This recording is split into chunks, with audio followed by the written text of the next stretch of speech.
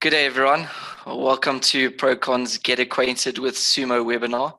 Thank you for taking time out to learn about our software, and hopefully this session will provide you with some insights on what Sumo has to offer. My name is Michael Klomp, and I'll be your main presenter for the day. Just a bit of a background about myself. I obtained my civil engineering degree from the University of Pretoria. I previously worked in the consulting industry, where I gained a bit of practical experience in both the civil and structural engineering environments. Next, I would like to introduce Annemie Marks. Annemie is a senior member in the technical support office. She always seems to be the go-to person when it comes to complex engineering problems, and she recently completed her postgraduate degree in structural engineering from the University of Pretoria. And lastly, I'd like to introduce Andrew Brooks. Andrew is a senior member of the support office. He has a wealth of knowledge when it comes to computer-based structural engineering solutions. Before we get started, let's get the logistics out of the way. Annemie and Andrew will be answering your questions via the Q&A function located at the bottom center of your screen. They will try and answer as many questions during my demonstration. Any unanswered questions will be attended to post-event follow-up. I'll also open up a Q&A session after my demonstration, and recorded content will be made available to you. All right, I'm going to go ahead and open up Sumo.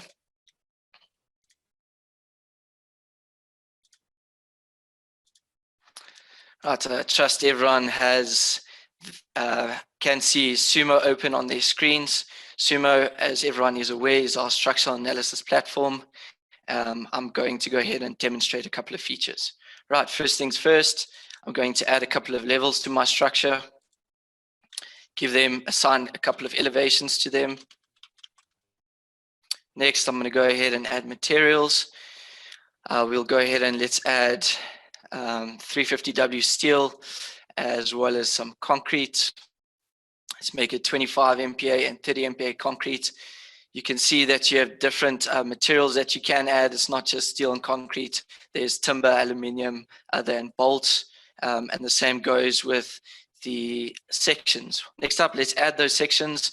We can add steel, concrete, and timber sections. Let's go now. We can add relatively large size we're going to use in a portal frame. Next, let's go ahead and add some concrete sections, 300 by 300 and a 300 by 500, which we will use for some beam elements. Okay, let's just assign materials to these sections. The first, let's assign 30 MPa to the concrete elements, and then 350W to the I-beam. Right, next up, I'm going to go ahead and add some columns. Just make sure that you've got the right section selected. We can go and snap that. And then I will make use of the array copy function, which is very useful. I love this function.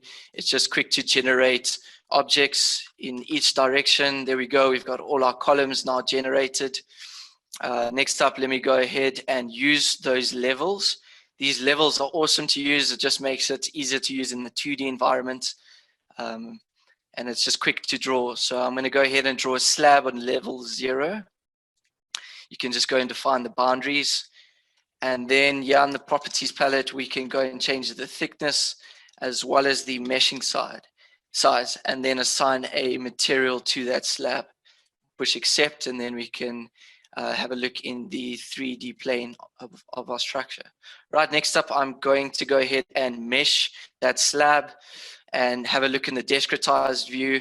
What's amazing about Sumo is this ability to auto mesh your slab entities. It's a great function. Next up, I'm going to actually go ahead and modify the slab.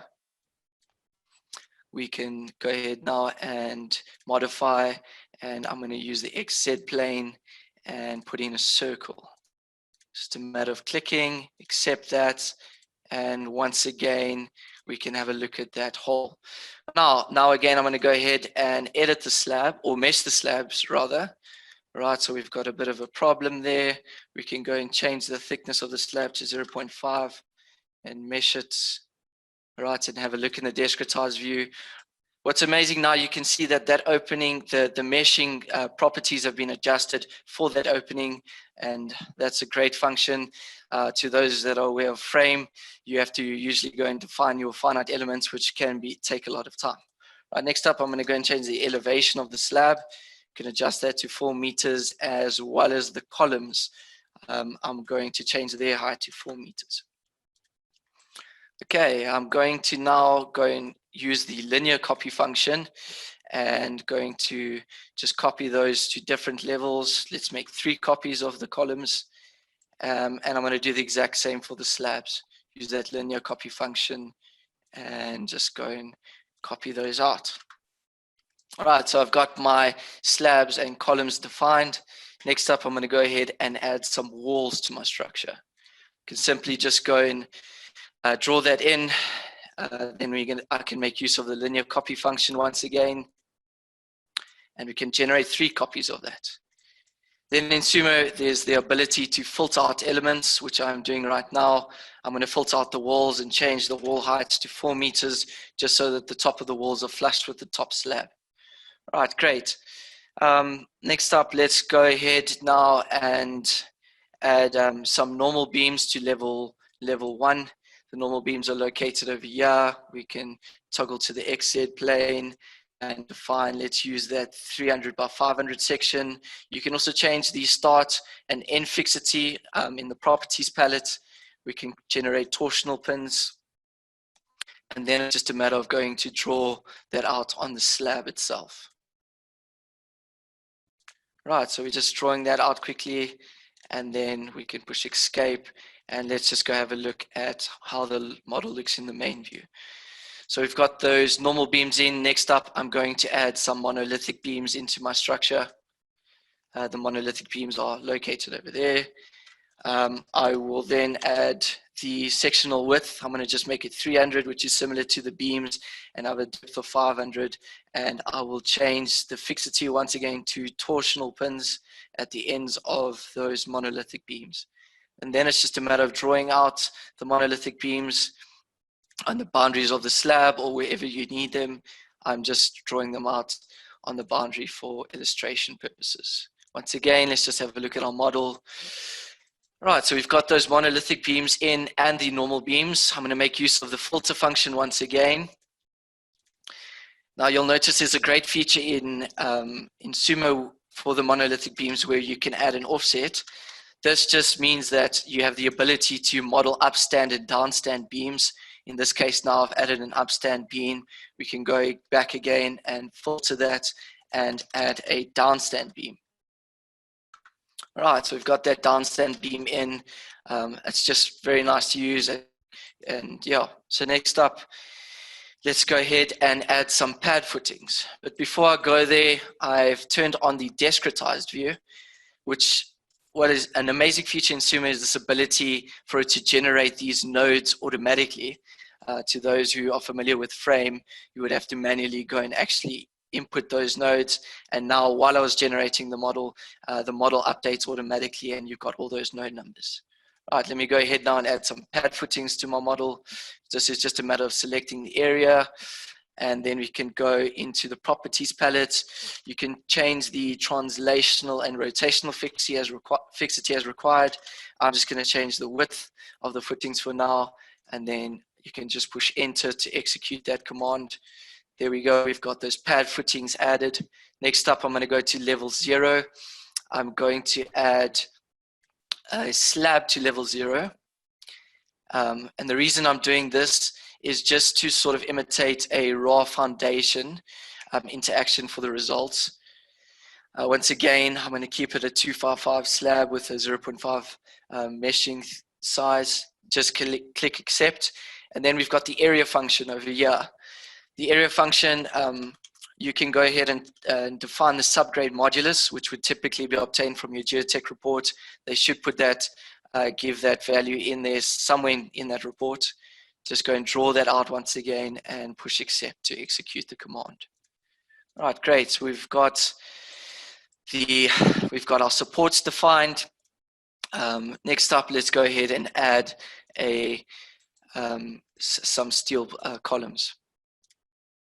All right, so columns over here. I'm going to go ahead now and add those columns. Let's just make sure that we've got the correct column size defined. I'm going to draw that in onto the roof. I'm going to use the middle column just as a snapping point. Give that a height of 4 meters. And then once again, I'm going to utilize that array copy function. Array copy function is very, very quick. It makes it very quick to generate columns in certain directions. All right, there we go. We've got those columns defined. Next up, I'm going to go and draw in the rafters. You can just go and draw those out. Make sure we have the right section again defined. Okay, and use that. There we go. I missed that. Go again. Use the beams. We've got torsional fixity. Let's just make sure we snap. We snap correctly. Snapping to the end. All right, great.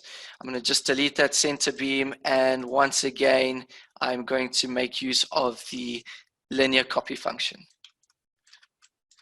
Linear copy function is located over here, and I'm going to generate 3 copies, or let's just add 4 copies. Let's just do that again. It seems that I can't count. Let's generate 4 copies. All right, so we've got those rafters defined. Let's go ahead now and add in some eaves beams.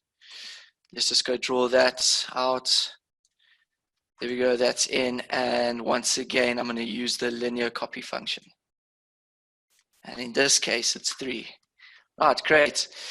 As you guys are all aware, we can go and quickly select those elements by holding in Control. It's a typical Autodesk feature, which you guys are most probably familiar with. And then we can just go and copy those eaves beams to the apex and the other beam column connection. Right, so we've got our steel columns in. Next up, I'm going to go and add some load cases. Let's go and add a dead load case. And then as well as a live load case. And then lastly, let's go ahead and add in a wind load. Right, I'm going to assign the self weight to the dead load case. You can just tick that box, and then I am going to go to level 1, and I'm going to add in a hosted loading. So the loading section, we can go ahead and add that slab distributed load. In the properties palette, we can give it a magnitude and assign it to the dead load case. We can just go and select the slab, and there you go. You've got that hosted loading already added to your slab. This is a great feature because Sumo is intelligent. It will recognize that the slab does have a hole in it, and by selecting that slab entity, that hosted loading will automatically be applied. Right, next up, let's go to level 2. I'm going to use the XZ plane and add in a aerial floating load. You can just snap that, draw the boundaries again. Define the magnitude here in the properties palette. And typically we'll have that as a live load in a certain area, and I'll push execute. Right, in the main view, let's just have a look at our model. So we've got those different loadings in. Next up, I'm going to go ahead and add in the wall load. The wall loading is very nice. You can just change the magnitude again in the properties palette. I'm going to assign that to the wind loading case. And I just select this entity, and we have the wind loading added. Right, great. We've got wall loads in. Next up, I'm going to go ahead and add in some wind loading. All right, with the wind loading, you can see in the codes of practice part of the ribbon, you can go and select a different code of practice that you would like to conform to. And according to that code of practice, you can go and define the parameters. In this case, I'm going to use sans for illustration purposes. And then I will go and add that floating load to my model. This is just a matter of drawing out where you would like the wind loading applied to your structure. And then once again, using except to execute that command. Then if we have a look in the discretized view, we can actually have a look and see how that area loading has been collapsed to the slabs at the different levels. I think it's an amazing feature in Sumo. It's really useful.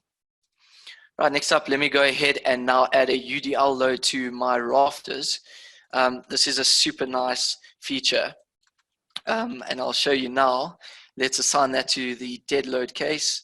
And then it's just a matter of dragging over the area where you would want it applied, And there we go, we've got the UDL in on our rafter elements. I just want to quickly use the filter function once again. Beams, I don't want a torsional fixity, I'm going to create it as fixed. Right, great, we've got all of our loading in.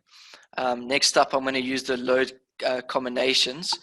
You'll see in the load combinations tab, you have this feature here on the left where you can generate your load combinations. That's a relatively new feature in Sumo. It just caters for the Sans code at this moment, but I really like it.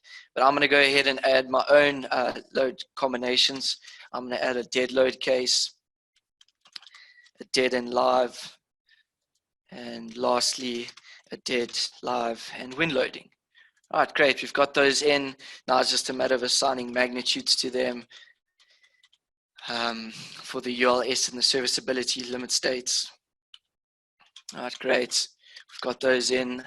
Let's add this as 1.2, 1, 0.5, 1, 0.3, and 1. All right, great. We've got our load combinations in.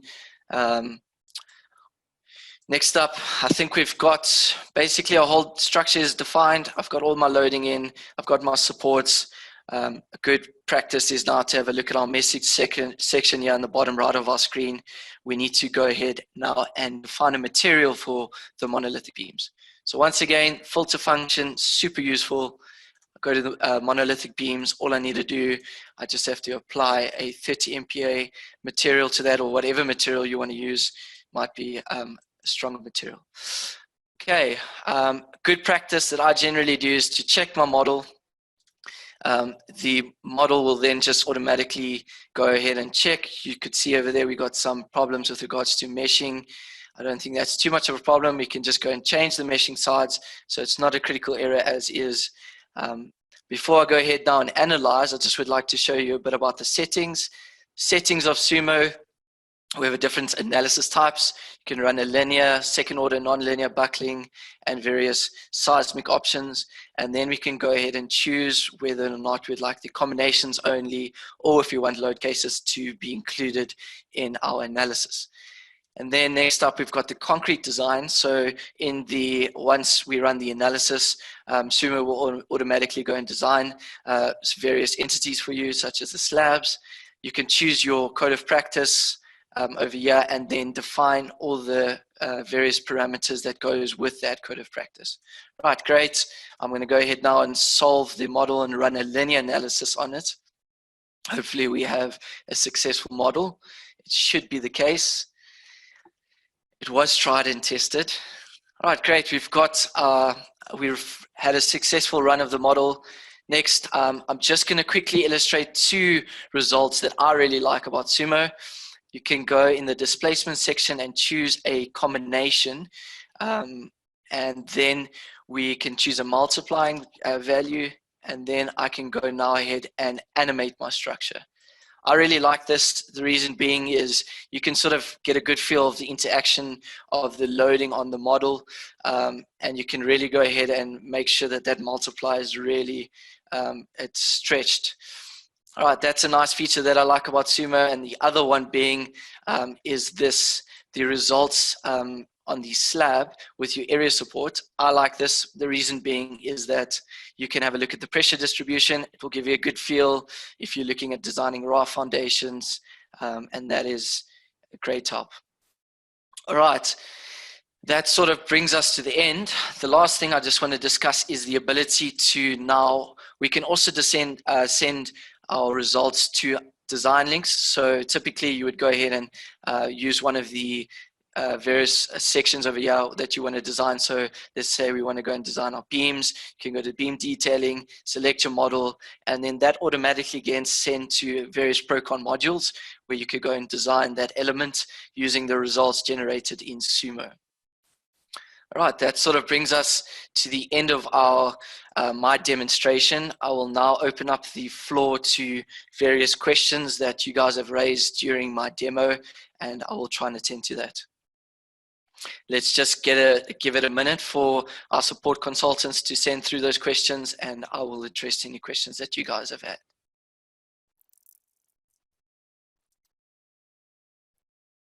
If you can just give it a couple of seconds. you, as attendees, were able to address any questions that you might have. So please send those through, and our support consultants are filtering through those questions. They might have addressed it via text already, and if it's the case that there isn't any questions, I will continue with the end of the slideshow.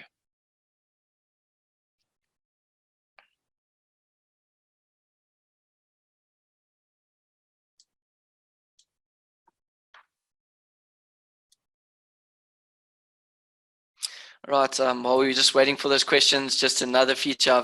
I've received some questions from clients.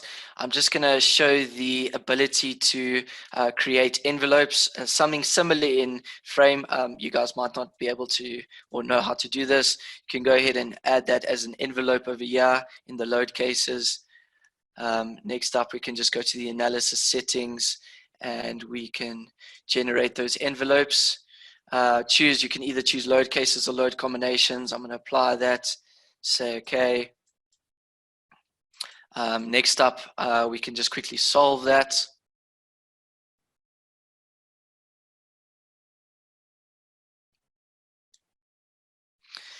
To all those attendees that have raised their hands, please make use of the Q&A function if you have any questions. All right, going back to the envelopes now, I can go to my beam elements and turn on my view and show my input model. So my input model is on. Next, I can just go and select which elements I want to see. And then we can go to the chart view, have a look at what, and we can select what type of results we want to filter, and there's our envelopes generated for a certain load combination. That is a question I've been getting regularly, and that's a nice way just to have a look at the envelopes. All right, there's not too many questions. I'm going to just go ahead now and go back to my presentation.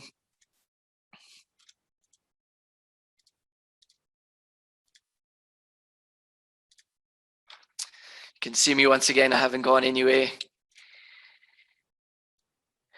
Right, just to let you know that Prokon will be conducting online sumo training on Thursday, the 14th of May. We will now release a few poll questions for you to respond to. If you are interested in the online sumo training, please select the yes option in the poll so that we can get all the details to you. I'll give everyone a minute or two to respond to the poll questions. Just to note that the poll questions, you need to scroll all the way down. There are three.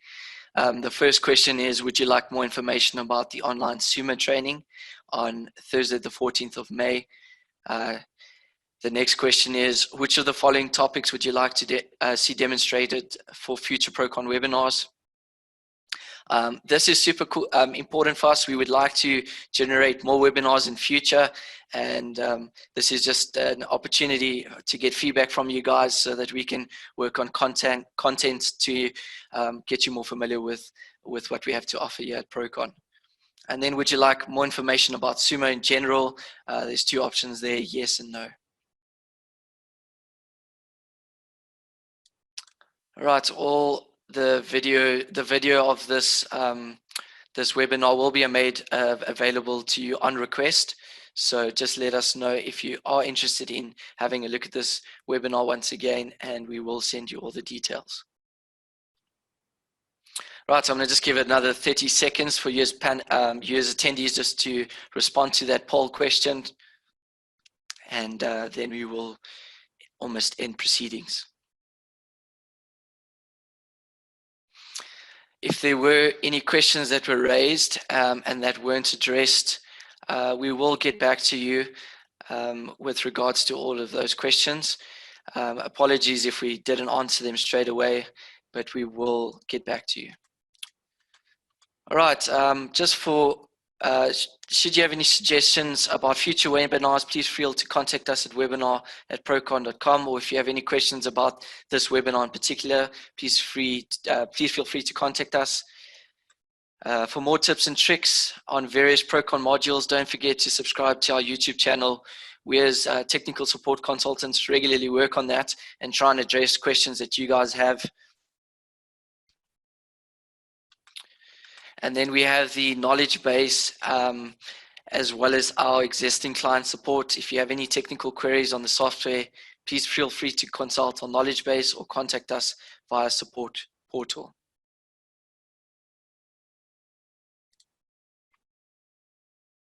All right, that brings us to the end of our webinar. Thank you for joining us. Keep an eye out for our next event. Goodbye, stay safe, and enjoy the rest of your day.